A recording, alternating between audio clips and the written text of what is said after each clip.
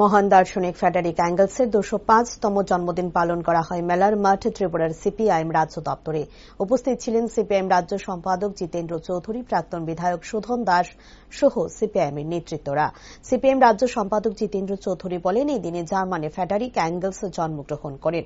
Karl Marx এবং Frederic angles দুজনে মিলে পৃথিবীতে সমাজ পরিবর্তনের যে তত্ত্ব তার 3 খণ্ড তারা রচনা করেছিলেন।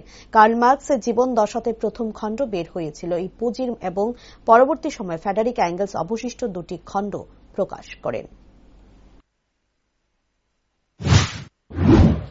মহান দার্শনিক চিন্তাবিদ ফ্রেডেরিক অ্যাঙ্গেলসের 205তম জন্মদিবস। আজকের এই দিনে জার্মানিতে কমরেড ফ্রেডেরিক অ্যাঙ্গেলস জন্মগ্রহণ করেছিলেন। তার সবচেয়ে বড় পরিচয়, তিনি এই পৃথিবীর মহান দার্শনিক, মার্ক্সবাদের স্রষ্টা কার্ল মার্কসের অকৃত্রিম এবং অবিচ্ছেদ্য বন্ধু। কার্ল মার্কস এবং ফ্রেডেরিক অ্যাঙ্গেলস দুজনে মিলে কালজয়ী যে এই পৃথিবীর সমাজ পরিবর্তনের যে বিশ্বকোষ, কমিউনিস্ট ইস্তেহার 1848 খ্রিস্টাব্দে এবং পরবর্তী সময়েতে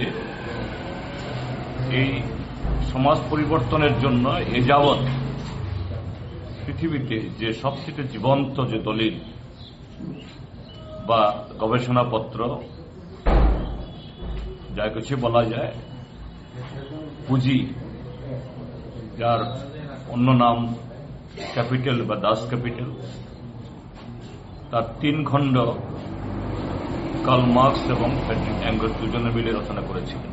কার্ল মার্কসের জীবদ্দশাতেই প্রথম খণ্ড বেরিয়েছিল এই পুঁজির। পরবর্তী সময়েতে ফ্রেডেরিক অ্যাঙ্গেলস অবশিষ্ট যে 2টি খণ্ড তারা প্রকাশ করেন, যা এ যাবৎ পৃথিবীতে এই মানব জাতির ইতিহাসে বিবর্তনের বা শোষণের এবং তা থেকে মুক্তির